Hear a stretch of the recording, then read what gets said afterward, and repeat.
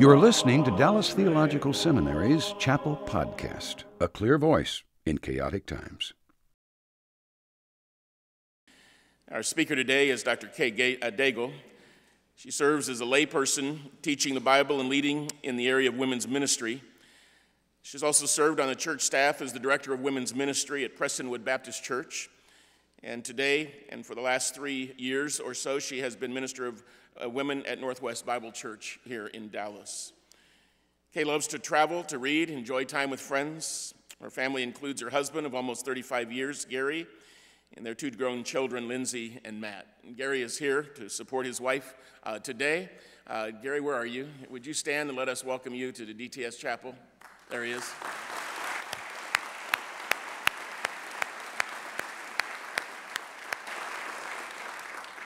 Kay, we're delighted to have you. Would you come and share what God has put on your heart, and would you welcome with me Dr. Kay Daigle?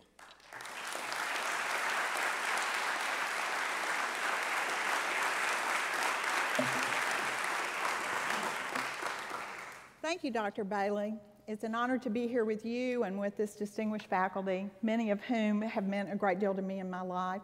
And what a joy to be with you students and be able to speak to you. And I'm very appreciative of some of my friends and coworkers and my husband who are here as well. Let me ask all of you some questions.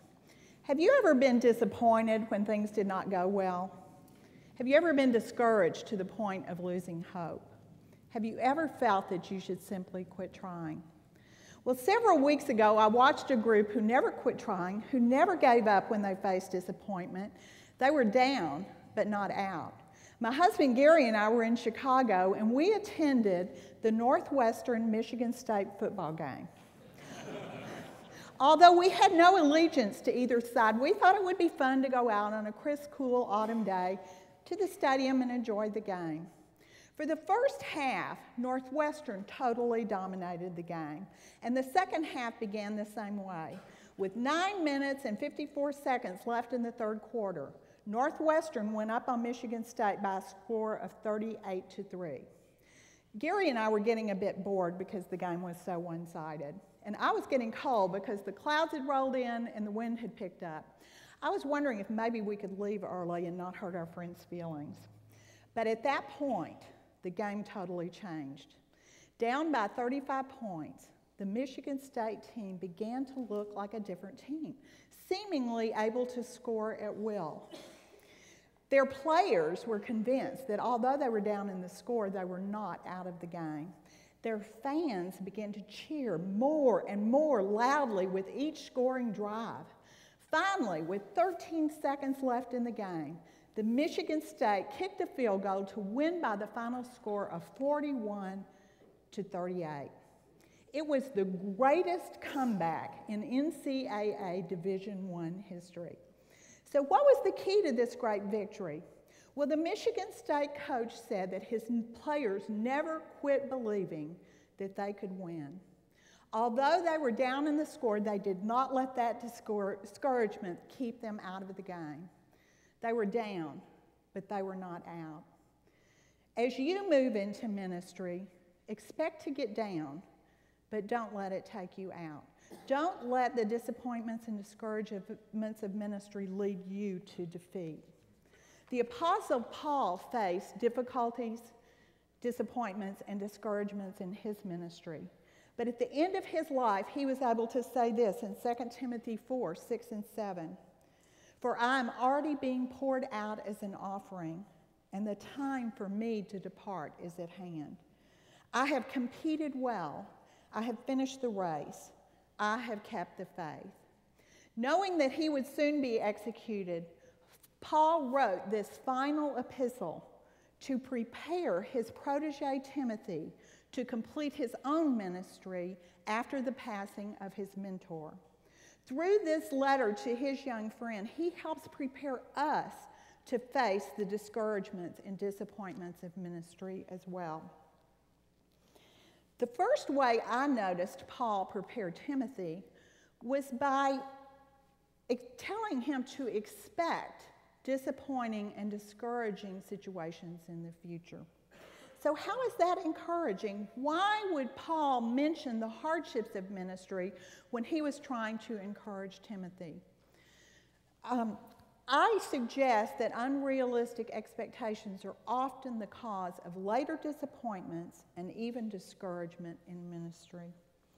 In order to be prepared for ministry in the real world, whether as a staff member, as a missionary, or even as a layperson, we have to expect disappointing and discouraging situations to come. Rob Bell describes the problem. To be this kind of person, the kind who selflessly serves, takes everything a person has. It is difficult, it is demanding, and we often find ourselves going against the flow of those around us. Perhaps that's why Warren Wiersbe observed, depression and discouragement are occupational hazards of the ministry. When our expectations are unrealistic, we risk giving up and losing hope. Just 1 year ago, we got a new puppy named Libby, of the same breed as our previous dog. So we expected her to be similar, to go through a few losses in the puppy stage.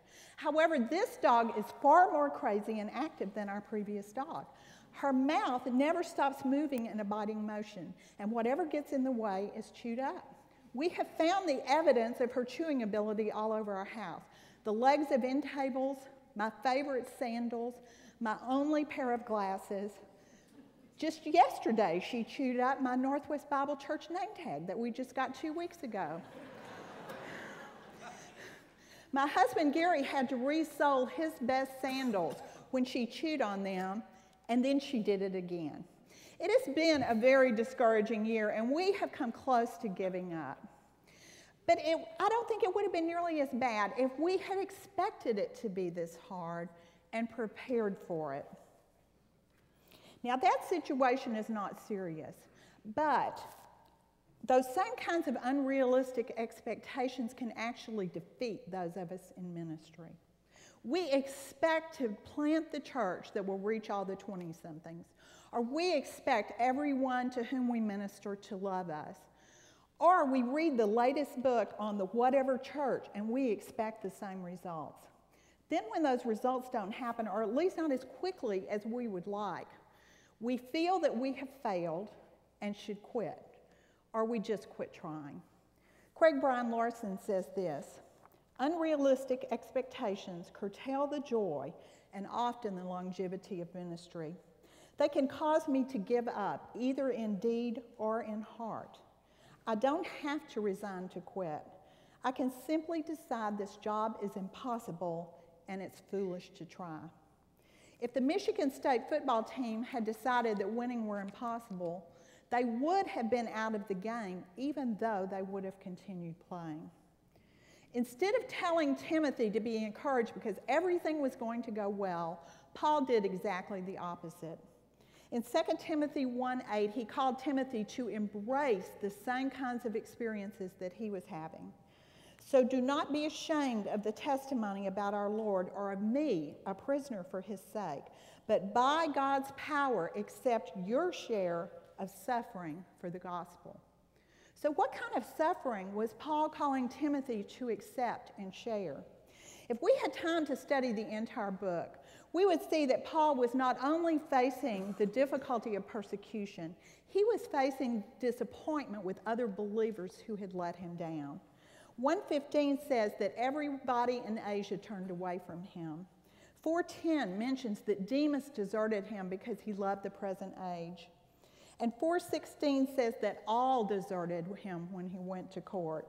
How discouraging it must have been to realize that your friends were no longer behind you, that your co-workers were missing in action when the situation became risky. There were other difficulties as well. Paul warned Timothy about people such as Alexander, Hymenaeus, and Philetus who opposed him or who strayed from the truth. Ministry was hard. People disappointed him, and others obstructed his work. At the beginning of both chapters 3 and 4, Paul alerted Timothy that things were going to get even worse as they looked toward the future. Hardships confronted Paul and Timothy from every side, persecution from without the church, disappointment with believers, even other leaders, and opposition from those within the church. Paul told Timothy to expect these things and to be prepared to face them. What about today? What happens in ministry today that discourages those of us who are ministering to other people in any capacity? What should you expect in your ministry? I asked some coworkers and some other friends what discourages them in ministry.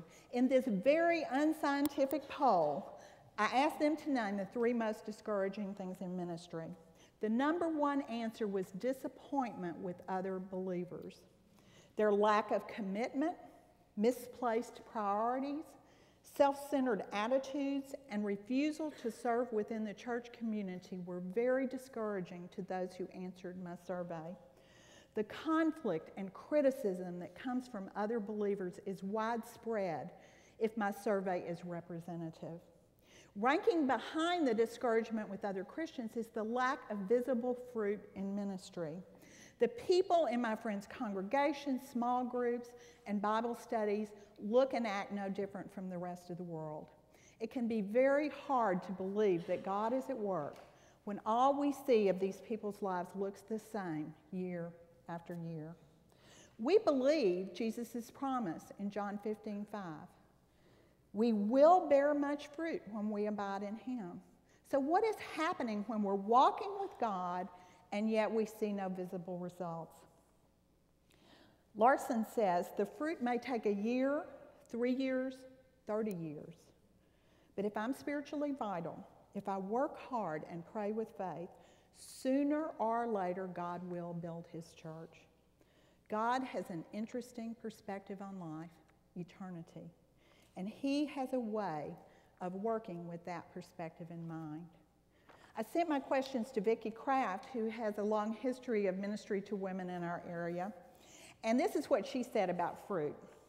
Sometimes, even often, we'll hear that God used us in someone's life, but that can't be the condition for our service. At this age in my life, I meet people who tell me that God used me years ago to invest in their lives. So we have to live a long time in the same place for this, I guess. So great, the answer is if we don't see fruit, we have to stay put and live long lives. My friends and coworkers say that ministry is discouraging because people let them down and also because they don't see any fruit. But they had a long list of other things that discourage them. Ministers are often let down by the mounds of administrative work they must do when they feel called to love on people. The overwhelming needs of people in our churches and our communities is discouraging. Some of the women have encountered a lack of respect and value by some of the male staff members with whom they work. Both men and women are disappointed when they have no voice in decisions or when they are micromanaged by domineering people. Some are devastated by the lack of support and interest given their area of ministry by others on staff. One friend put it this way: it makes ministry discouraging to return to day after day when your ministry is viewed as insignificant and irrelevant in the whole scheme of the church. Timothy faced many of the same challenges we do today: disappointment with other believers, even leaders, lack of support when we need it, lack of visible fruit. But Paul didn't simply tell Timothy to expect ministry to be hard and discouraging. He also encouraged him to persevere no matter what happened. Over and over, he essentially said, expect to be down, but don't let it take you out. How? How is Timothy to make it through the challenging and difficult times in ministry? In 2 Timothy 1:6-7, Paul said, I remind you to rekindle God's gift that you possess through the laying on of my hands. For God did not give us a spirit of fear, but of power and love and self-control. Here at the outset of his letter, Paul reminded Timothy of God's gifting and calling on his life.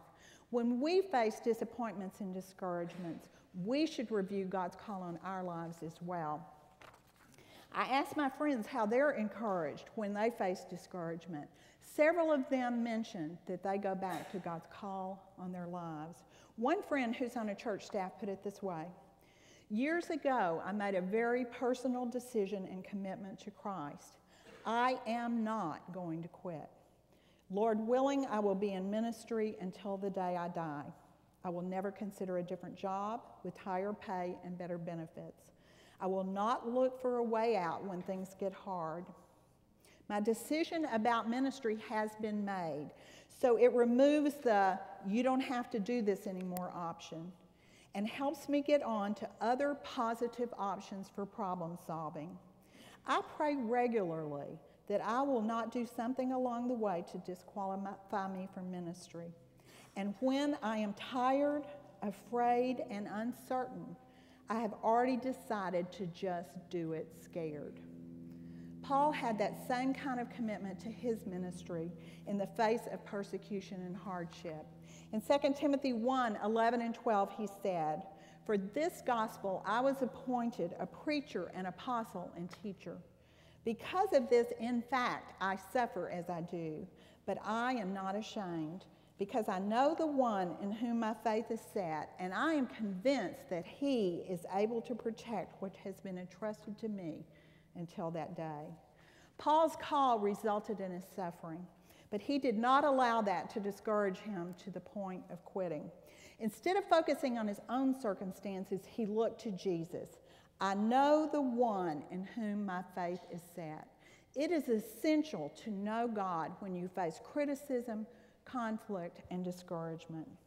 Almost everyone I polled said that when they face discouragement, they turn to Jesus and walk with him. They spend time with him in his word and in prayer.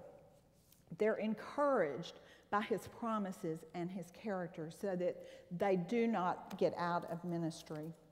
Paul knew his God so well that he expected God to take whatever the situation was, no matter how much it looked like a loss, and turn it into a victory.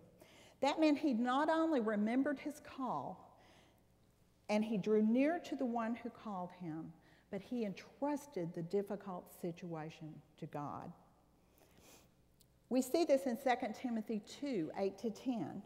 "Remember Jesus Christ, raised from the dead, a descendant of David. Such is my gospel, for which I suffer hardship to the point of imprisonment as a criminal. But God's message is not imprisoned.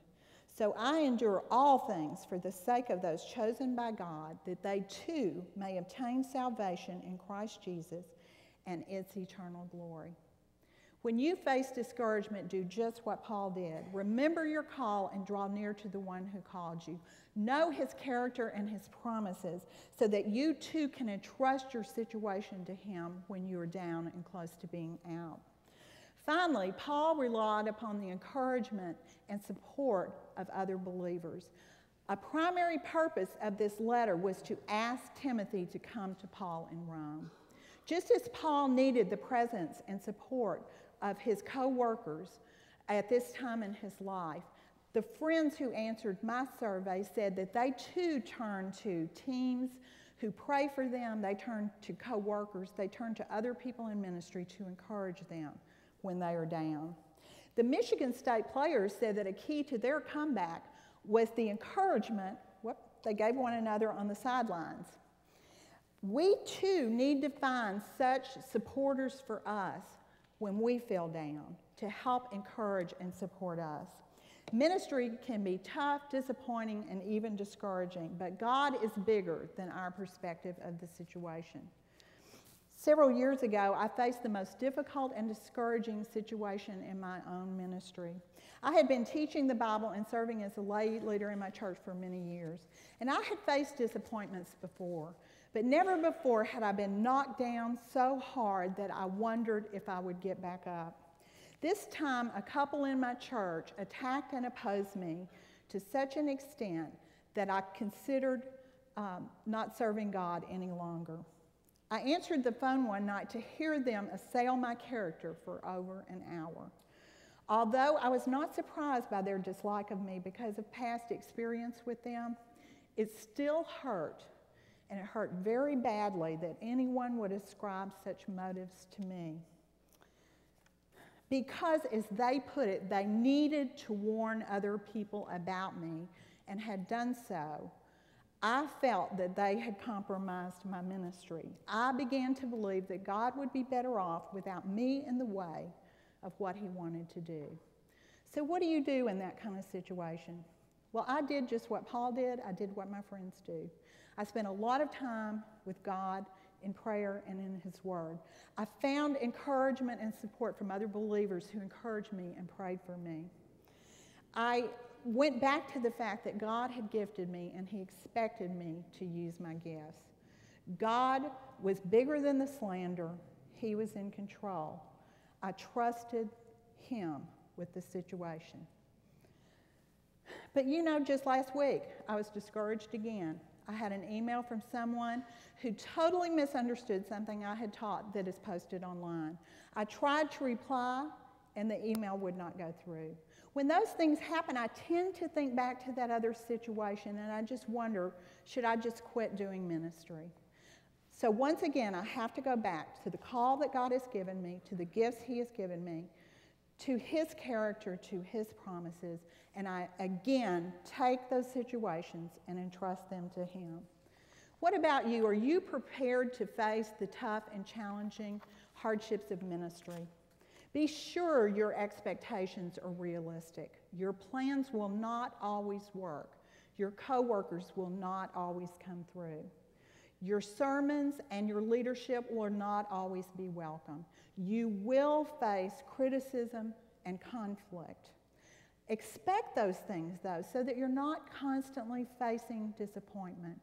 But when that discouragement does inevitably come, remember what we talked about today. Look to Paul's example. Remember your call. Draw near to the one who called you. Entrust the situation to him and find encouragement through other believers. Never give up on ministry because you're discouraged. Like the Michigan State football team, you may be down, but never consider yourself out. God brings victory out of defeat. Expect that he will do it.